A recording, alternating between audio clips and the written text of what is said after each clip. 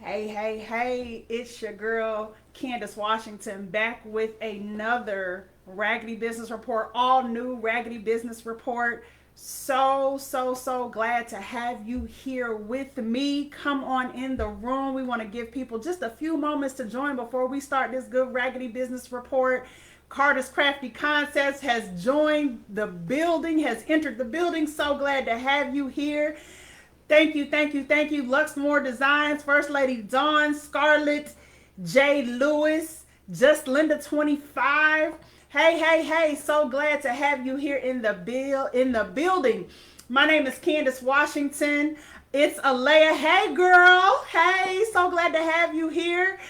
It is Candice Washington here with an all new Raggedy Business Report. If y'all know me, you already know what's about to go down. This is a show that I really enjoy doing because it allows me the opportunity to share some raggedy business practices with you, especially for these business owners, so that you can be sure that you are not doing business in a raggedy fashion. These reports are not to say that these businesses are raggedy as a whole, but they are to say that if these raggedy business practices go unchecked, it can turn the business raggedy as a whole. So those who know what we about to get into, tag your friends, tag your people, let them know that this is the place to be. Now, I don't just give you the tea. I don't just share the raggedy experience.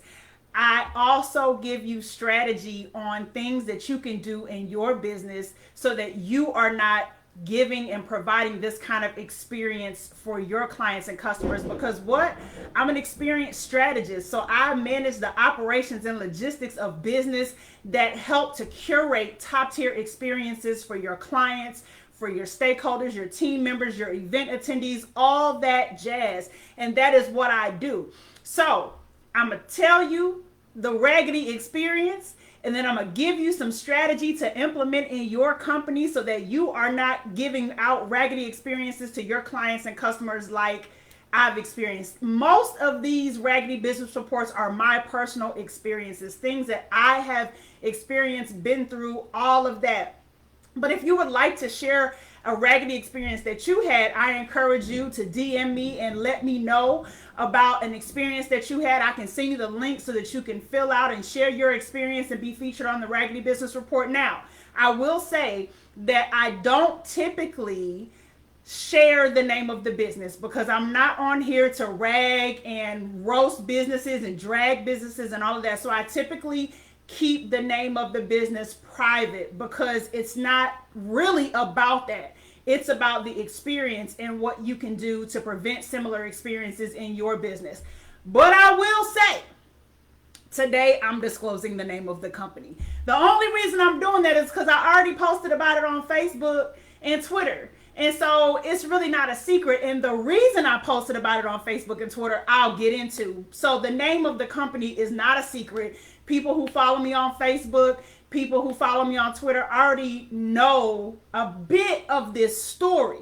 So because of that, I am going to disclose the name of the business today because it's already been made public, right? So there's nothing to keep, nothing to cover there. But in any case, I am so glad you're here with me. So let's get into this good raggedy business report for today, okay? Tag your friends if they're not already in the building. Let them know that this is where they need to be. So let's go. I got my notes here. So if you see me looking down, I'm looking at my notes so I can stay on track. You know, I got to stay on track. So this was a couple of months ago now and was going on a trip with a close friend and her family. And we were going to do a road trip. So we were leaving from Houston. We were going to South Carolina. Then we were going to Florida.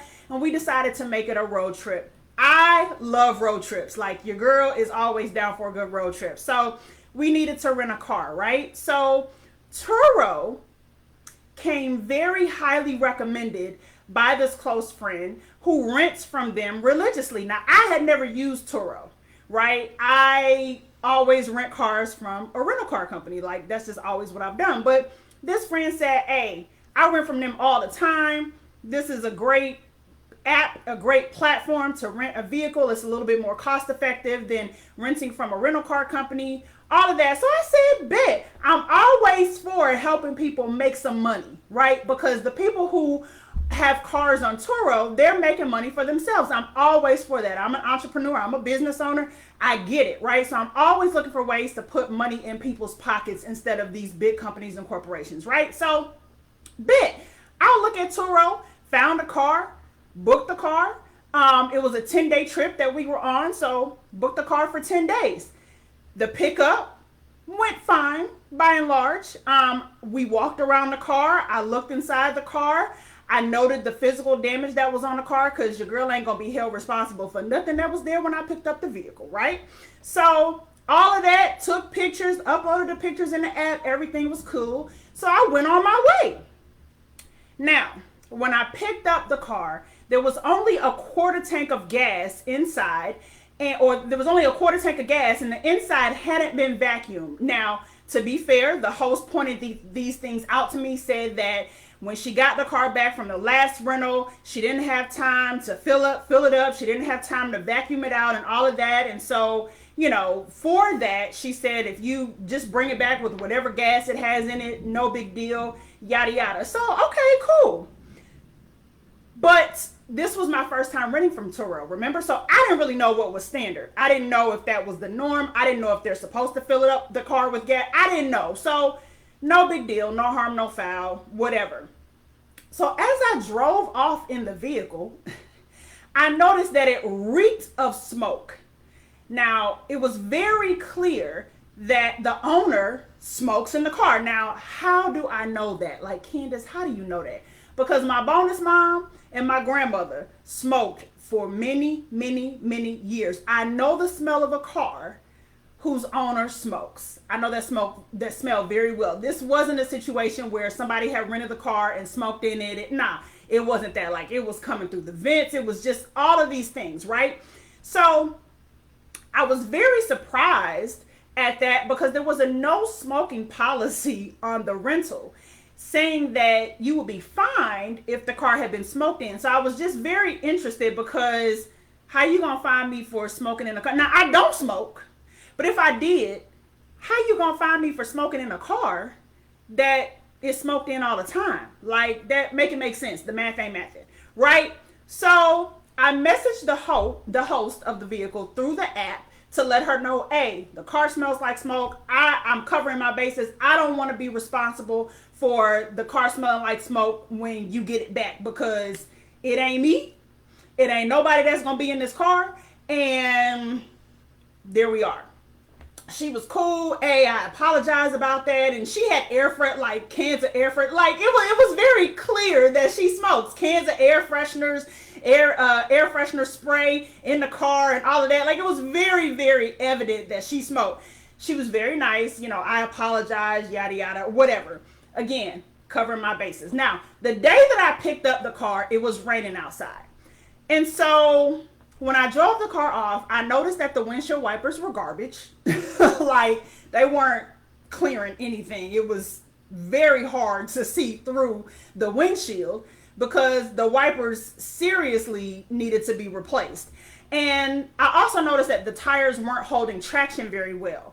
But to be fair, my car was not holding traction very well when I drove to pick up the car. And my tires are great. And my tires don't need to be replaced. Like, they got all the tread they supposed to have and all of that because I hardly drive because I work from home, right? So I was like, okay, well, my car wasn't, it was kind of sliding and everything too. Maybe it's raining hard and maybe the water build up in places on the highway, So again, given the benefit of the doubt, my car was kind of doing similar things, performing similarly in the rain. And so I didn't think too much of it. So we get the car, we load up, we head out. 2 days into the trip, the check oil engine light came on. I'm like, all right, bet. That's odd.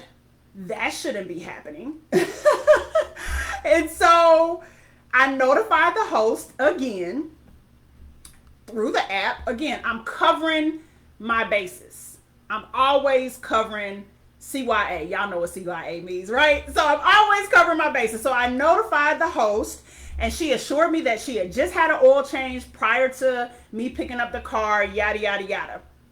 Okay, whatever. Now, here's where things got a lot worse. 6 days into the trip, I looked at the tires on the car and I was appalled. I was appalled because the tires on this vehicle, mind you, at this point, we in South Carolina, Florida, we somewhere, Georgia, Florida, somewhere. The tires were like no tread, like wire showing in the, like really, really bad. So bad that I immediately was concerned for our safety because I was like, these tires don't look like they're going to make it. And again, we live in Houston. At this point, we were in Georgia, Florida, somewhere like far away. And so I'm concerned, like, are we even going to make it back on these tires because they're bald, like they could blow at any minute. And so I notified the host of this again, and she was apologetic again. And then she says, I started to unlist the car because I had so much going on. My son got hurt and I didn't have time to do, like, running all these excuses. But I got stuck at, I started to unlist the car. If you started to unlist the car and you knew all this stuff was wrong with the car, why didn't you unlist the car? Because this car is not safe to drive. So why didn't you unlist it? But again, I didn't have this conversation with her. I didn't get into the back and forth with her. I was just documenting everything so that when I got the car back to her, I would be able to file a claim for a refund or something because this car was not safe to drive. So that same day, still driving. And at this point, we're driving through Florida. I'm driving. And I look at the registration sticker. Now, if anybody lives in Texas, you know about Texas vehicles. Our registration stickers are not on our license plates. They're in the windshield near the dash. And so I glance over at the registration sticker and I noticed that it was expired. And I flipped out. I flipped out. We driving on dead tags. The tags expired. Now remember I told you this was a 10-day rental. I picked up the car on the 30th of the month. The last day of the month was the 31st. 10-day rental. So we weren't returning it until several days into the following month. When I picked up the car, I saw the registration sticker, but it didn't click in my mind that it was going to expire the next day. And so I'm looking at the sticker and I lose it. Like immediately, I'm hot. I said, this woman got us driving on dead tags through all these states in the South, through Mississippi, through Louisiana, like all through South Carolina, all these states, and driving on dead tags. And I'm black, if y'all notice, like I'm black and everybody with me is black. And so, not the best feeling in the world to know that we could be pulled over for driving on dead tags. And it's not even my car, but y'all know the times we live in, unfortunately. And so I'm hot. So again, I notify the host through the app that the registration is expired. And she tells me, oh, well, it's been renewed. And I just, I forgot to put the sticker in the window and, but I have the registration. The tags aren't dead, yada, yada, yada. Well, again, there's no way for anyone to know that because if they look at the registration sticker on the vehicle, it's expired. So I could have still been pulled over because of the registration sticker that was on the vehicle, right? And not to mention, I know beyond a shadow of a doubt, there's no way that vehicle would have passed an inspection in order for the registration to be renewed because of the condition that the tires were in. So, ma'am, like, miss me with the lies. But again, I didn't get into the back and forth with her. My conversation with her was very informative, just letting her know everything that was going on as it was happening so that there would be documentation of all the issues that I had with this vehicle. So we get to our destination in Florida, and I contacted Turo for assistance. And they bounced me around from one department to another. They just kept, I was like a ping pong ball. They just kept shooting me around from one department into another. And they finally assured me that the vehicle swap team would contact me for further assistance because they were going to explore giving me a new vehicle, taking that vehicle for all of these reasons. Well, I never heard, to this day, have never heard from that vehicle swap team. So they basically left me hanging. Thankfully, we made it home, no issues, tires didn't blow, but I was on edge for the rest of the trip ever since I discovered the tires and the expired registration. So I made a post about this on Facebook, which again is the only reason I'm disclosing the name of the company. I made a post about this ordeal. I was able to get the direct contact information for someone in the claims department, and that person escalated my situation within Turo, and they did agree to refund me and also gave me a $50 credit on another reservation or rental. So that is the Raggedy Business Report of the day. Super raggedy situation. And there are so many lessons to take from this. And so again, I don't just give you the tea, I also give you strategy. And so I'm going to get into the strategy and some things that Turo could have done differently in this situation, and things that I could have done differently, because I'm one of those people, I always accept responsibility. I always own up to my part in a situation, things that I could have done differently. I'm always looking for ways that I can improve in how I operate and improve in how I communicate. There's always things that I look at in what I could have done differently. I always put the mirror on me first. I always say, Candice, do you have any ownership in this? That's just the type of person I am. I'm just built like that. So I always start with me. So the first thing that I could have done is did a more thorough inspection of the vehicle. Now, I saw the registration sticker, but I could have slowed down and said, okay, Candice, today is the 30th of the month. The registration expires tomorrow. Ask the woman for whatever paperwork, because in Texas, when you renew your registration online, they do give you something to keep in the vehicle with you in case you are pulled over, to show that the registration is still valid and you're just waiting on the new window sticker. So I could have slowed down and said, okay, this ain't gonna work. So get the registration paperwork so that you have it with you in case something happens.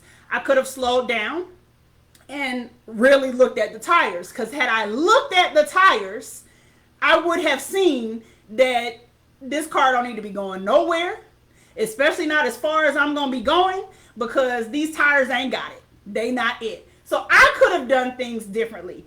Admittedly, it was raining outside, so I was trying, to kind of move quickly.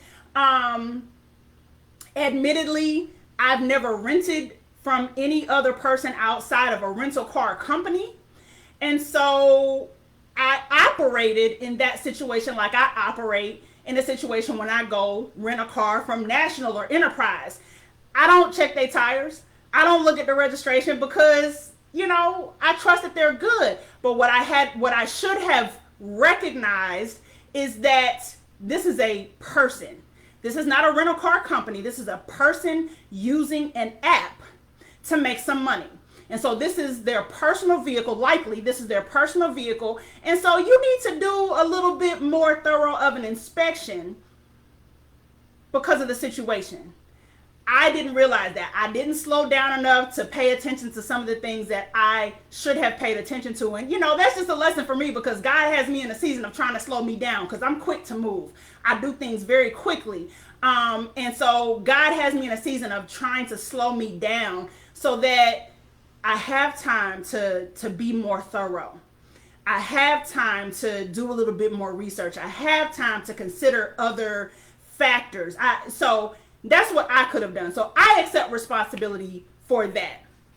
But that's where my responsibility ends, baby. Okay? That's where it ends. So, the lessons for Turo, and this is free game for Turo. I need to pitch them because they need your girl because they clearly ain't got it together.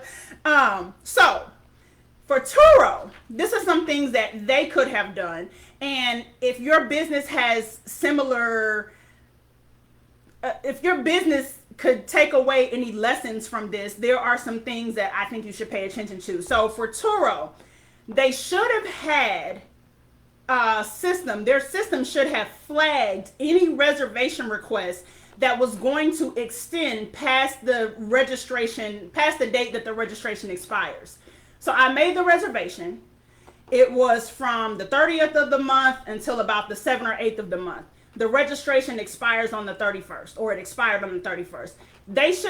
Their system should have flagged my reservation request if the owner hadn't updated the registration information in their app, because that put me at risk, right? And so that's something that they could have done. They need to have a system that flags reservations that are going to extend past the life of the registration of the vehicle if the owner or the host hasn't updated the registration of the vehicle within their system.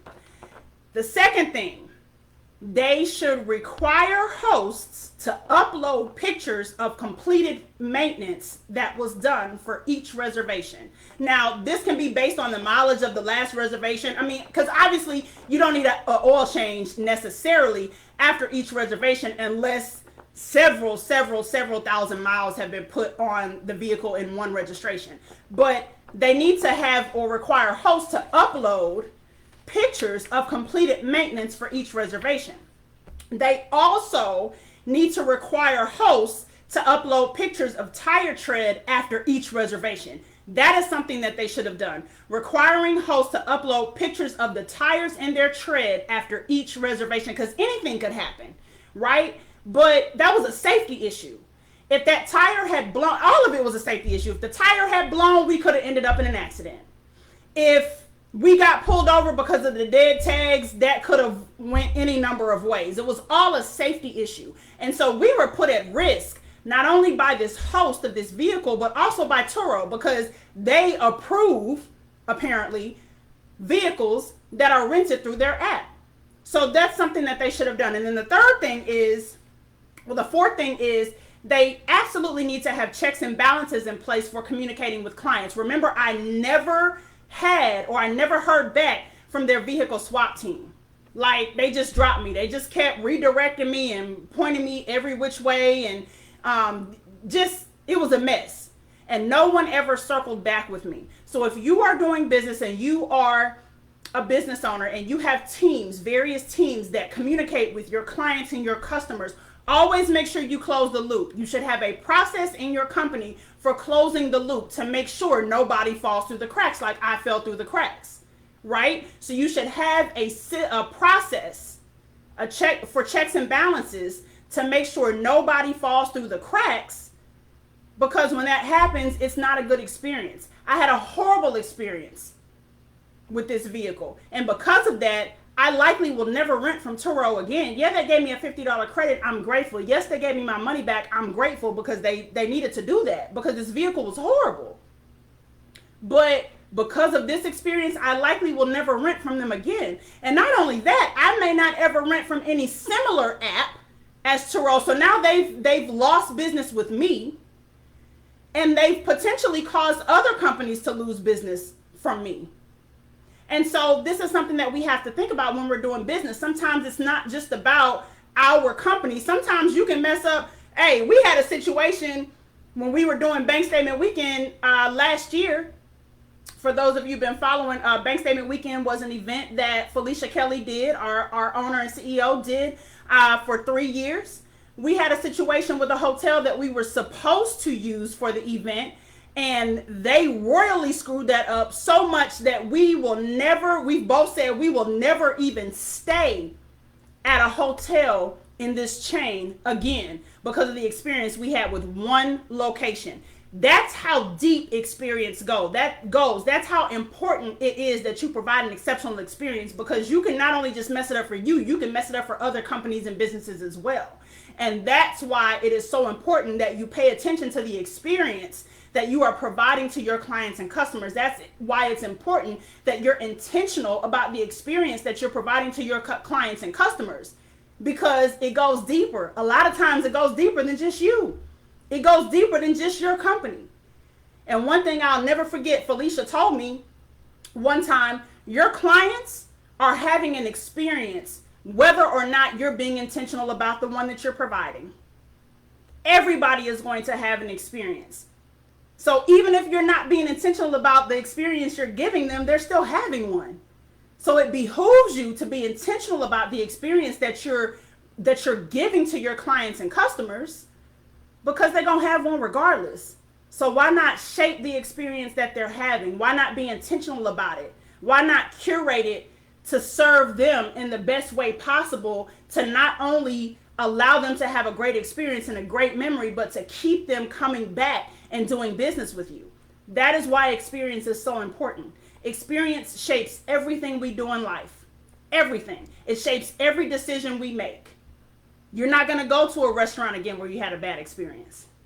You know, you're not going to go somewhere, even for experiences you haven't had yet. You're not going to go somewhere where you think you're going to have a bad or negative experience. Everything we do shapes back to experience. It goes back to experience. So think about the experience that you're providing to your clients and customers. Not only that, think about the experience that people are having when they interact with you, even friendships, relationships. Are you always negative Nancy? Every time somebody calls your phone, you complaining, you whining, you crying, you gossiping. You're providing an experience. And what does that do? That impacts people's desire to continue to interact with you. Experience shapes everything. And that's why I do what I do, because it's that important.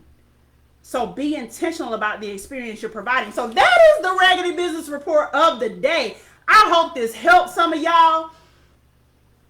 Hey, share some of your key takeaways. I'm grateful for everyone that continues to rock with me, continues to tune into these Raggedy Business Reports. I'm so grateful. Hopefully, I'm giving you some strategy that is going to help you in your business, in your life.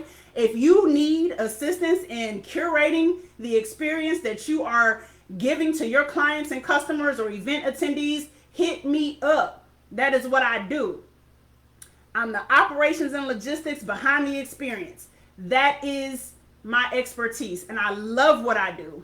I love being able to curate experiences and go in and see people having a good time, or hear that, oh, a client renewed a contract because they just love working with you so much. Well, that's an experience. They had a good experience. I love that. That is what I do. So if you would like to learn more about how you can work with me, shoot me a DM. I'm grateful for the opportunity. Hey, it's your girl. So I'll be back in 2 weeks with another Raggedy Business Report. And until then, I hope you have a great day. Be blessed. And as I always say, remember to treat people well. Bye, y'all.